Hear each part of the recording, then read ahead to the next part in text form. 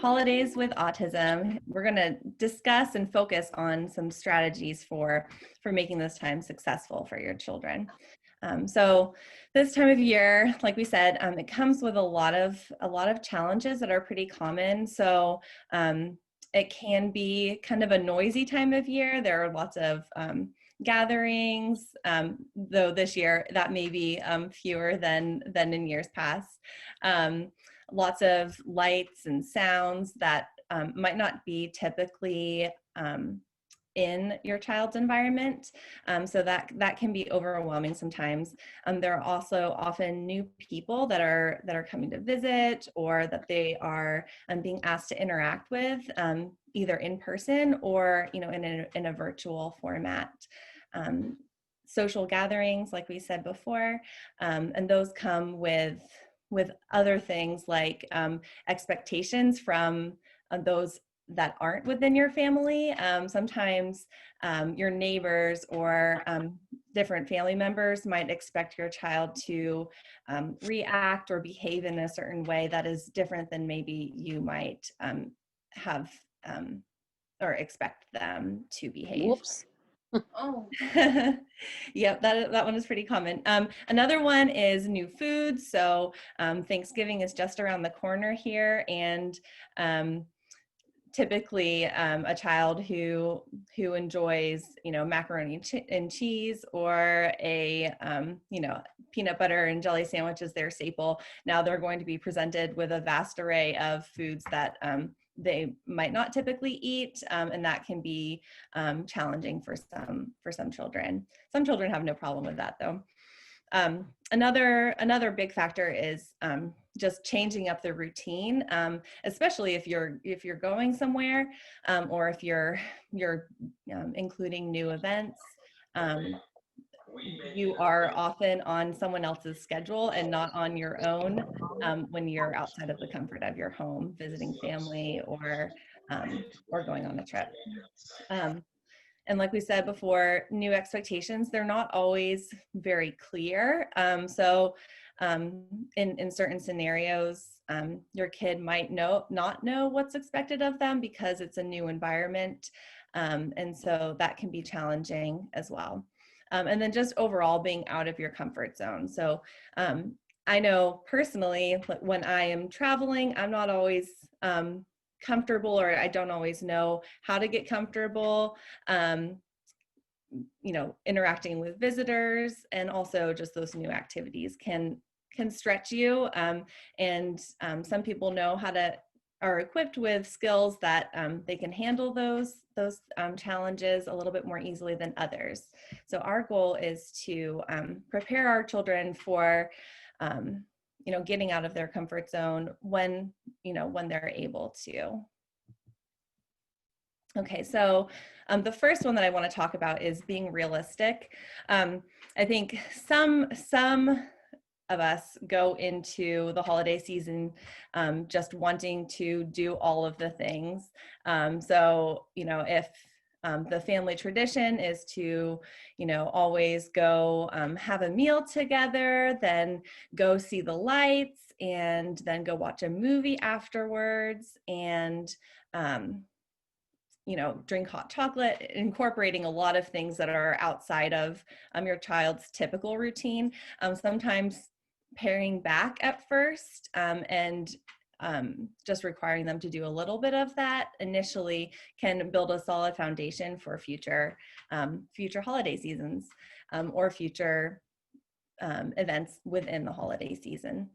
It doesn't have to be all or nothing. So I think I know personally with my own children, sometimes I fall into the trap of thinking that like we're either going to do this and we're going to do it all the way, or we're not going to do it at all. Like it's hard to think about just going to an event for half of the time, or going to an event and kind of stepping back and not being fully participating in things.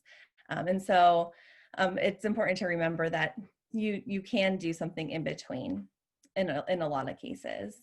And it's important also to maybe modify to meet your child in a place where they can be successful. So you really want to try to put your child in a place where they are going to be able to have a win, where you can praise them and compliment them, and they can build some confidence in doing something small well, and then you can build off of that. So some ways to modify, you can do that by modifying the length of time that you're at an event, possibly. So if you have this goal of taking your child to go see the Nutcracker, for instance, or something like that, maybe this year, just going and making it through the first act or for the first half of the show might be a more realistic goal, just depending on your child. And then also maybe limiting the number of activities in a day. So if your end goal is to be able to do like a really full day with the family, but your child might not be ready for that yet, you could just have them participate in one or two and give them some choice in that, and then build off of that as well. And then also something else to look at is the level of involvement. So like for instance, if one activity could be like going caroling or something like that, maybe you're not going to require them to sing or to go to all the houses, but you want to walk to 2 houses with the group, and then they can go home. So that is an easy way to modify that kind of thing. And then they get more familiar with it, and also it builds their confidence. And I think this last note here is differentiating between long-term goals and short-term goals. So, that comes into play when you're thinking about big things like, participating in a family, tradition. Some, based on where your child is at, they might not be able to fully participate and do everything perfectly like you would like that year. That might not just be a realistic goal for them. But you can break it down and say, okay, for this holiday season, I think this is something that is attainable, but also might stretch them a little bit. But you're setting them up for success by, giving them a goal that is something that they could actually achieve. Okay. All right. Another point is communicating clear expectations. So for a lot of children, it's really hard for them to know what's coming next, especially when the routine is all shook up and it's not like their typical thing. So it's not their typical school day or their typical day, on a summer holiday. This is, incorporating a lot of different things, and they might not always know what to expect next. So some ways to combat that are through a visual schedule. So for some, that might be something like the goalie. For others, it might be just jotting down a list or drawing pictures. I love to doodle, and a lot of my kids like to see a visual of a picture of them actually doing something as well. So a visual schedule, the reason that I really love that is it can be a center point for your conversation. So it'll help you, guide the discussion and say, hey, this is what we're going to do first, then second, then third, then fourth. And it will also help your child be able to visualize, okay, first we are going to, go to grandma's, then we are going to eat some turkey, then we're going to have dessert, and then we are going to go play outside or something like that. And you can talk about that schedule and bring it with you throughout the day as well. So, you can keep them on track, and you say, hey, like, look, we just got to grandma's, now we're going to eat turkey, which, that could be something that would be less preferred, but then you get to have dessert. So you can kind of keep them on track as to where they are in the schedule too. And some tips for setting up activities within your schedule. I would try to save 1 or 2 highly preferred activities for right after the more challenging ones. So that way they can feel like they are getting some reward for doing something, after doing something a little bit more challenging. So it can kind of reinforce like, hey, you did this really hard thing and now you get to do something that's a little bit more enjoyable. And I would also say on that note, give them some say in how the schedule is formatted. So, you could give them some options and choices, like, hey, first we're going to eat turkey, and then we could do this, or we could do this. We could have dessert, or we could take a break and play a game. So that way they also feel like they're having a say, and it gives them some autonomy and some control over their day as well. And then I think another way to be clear in your expectations is also, in addition to the schedule, relaying what behavioral expectations you have for your child, and phrasing them in a positive way. So instead of saying, hey, when we do this, when we go over to grandma's, we're not going to yell, we're not going to fight, we're going to, not yell. Okay. So those are what you need to not do.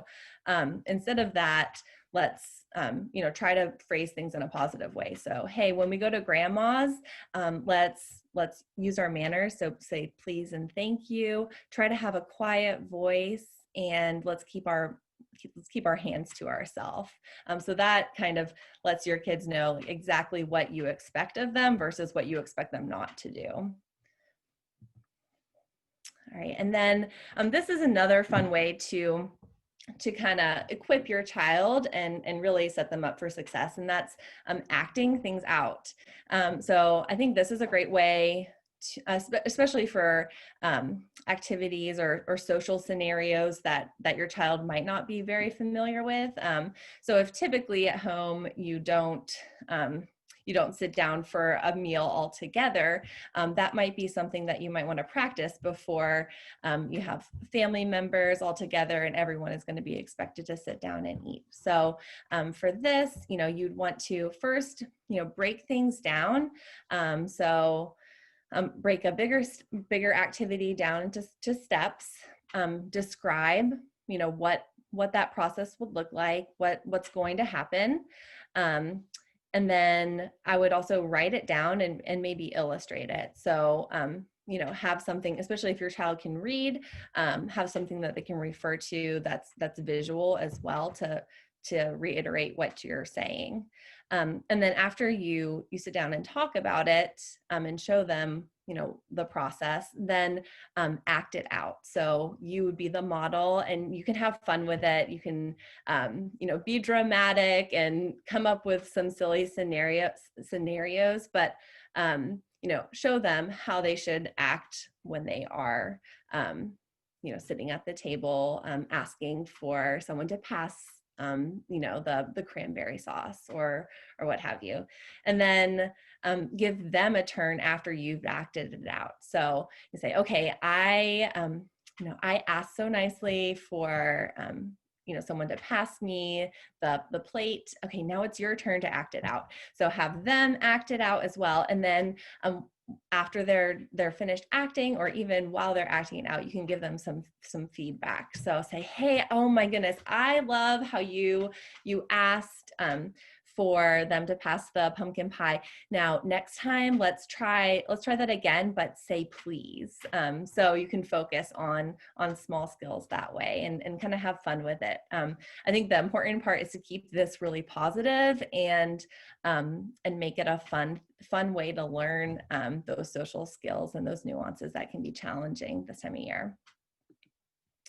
Another example of acting it out could be with opening gifts. And that could be a really fun one to practice, where you could say like, hey, sometimes when we're opening gifts, we take turns opening gifts and we watch each other open gifts. And then when it's your turn, you can open your present. And when someone opens a present, it's theirs. So you can say, hey, that's really cool. I like that you got that. That's neat. And then when you open a present for yourself, you can say, wow, thank you, to to the person who gave it to you. And so after you write down and talk about it with your child, then you can act that out. So model how you would do that, and then give them a turn to practice it, and then give them feedback for that.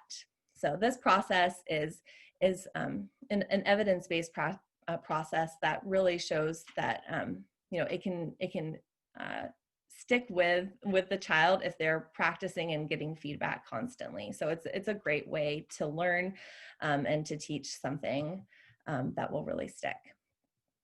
Another point is giving your kid an out. So I think sometimes we forget this component. And sometimes things just do get stressful and they get overwhelming. And, some questions that a kid might have is like, how do I let you know when I'm starting to feel anxious or upset or nervous? Like, how do I convey that?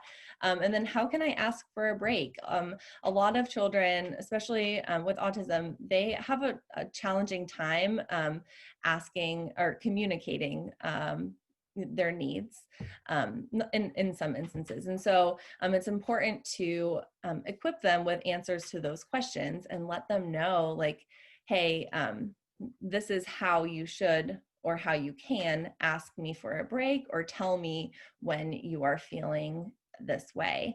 And then it's also important to honor those requests when they're given. So sometimes it's easy to just brush off your child and say, hey, no, like, sorry, right now you don't get a break. But if that is something that your child rarely asks for, or you're really working on teaching them to ask for a break rather than acting out, then it's important to honor those requests, even giving them a short break and then having them come back to the situation that might be a little bit challenging for them. So, if these aren't always honored, then you may be likely to see other less preferred forms of communication, and a lot of times those can look like disruptive or dangerous behaviors because your child just wants to communicate that they need out or they need a break. So they're going to find a way to let you know that. So I think some ways to teach them, is giving them some straightforward functional ways to communicate their needs. And it's important to practice these in a variety of scenarios and situations too, so they, when they see or when they find themselves in a situation that's new, they will be confident enough in those skills to be able to ask you. Now these requests can look different based on your child's skill level. So for some, it might be like a verbal request. You might just tell them like, hey, if you need a break, you can come to me and just tell me I need a break. And then you can have, 5 minutes alone. Another way is with a break card, and this can work really well if your kid tends to ask for breaks a lot. You can give them a limited number of break cards that they can turn in and exchange when they see fit. And a lot of times kids are pretty good about saving those for scenarios when they actually need them, versus just asking for a break constantly. And then also you could come up with a secret signal like I need a timeout, or it can be something silly too. But that way you can communicate, and regardless of your child's verbal abilities, a break card or a signal could work really well as well. And like I said before, practicing those in a variety of settings and scenarios was really critical, so they know or can feel confident and practiced in being able to ask for those breaks. And then on this note as well, it's important to think ahead of a safe place for your child to compose themselves and take a break. And this comes into play primarily when you're traveling or you're not at home. So, you might have to do some assessment when you first get to a place if it is a place that you haven't been before either, but try to brainstorm of a place where your child can escape to that is safe or quiet, or what they need in order to regain some composure and take a couple breaths before they step back into that challenging situation for them. All right, so this is pretty short and sweet, but let's just review these points, and then we'll have some time of collaboration and chatting. So the first point is make your goals realistic for your child and for yourself as well. Secondly, set and communicate clear expectations. So these can be, for your child to know what the day is going to look like, and then also what you expect from them behaviorally in a positive way. And then the third point is acting it out. So take some time to do some discussion and role play and give feedback so that they can feel confident with those skills when they are faced with these new situations. And then also provide break opportunities. So teach and then also honor appropriate requests. So that way things don't escalate to a point where you start to see a lot of problematic and disruptive behaviors.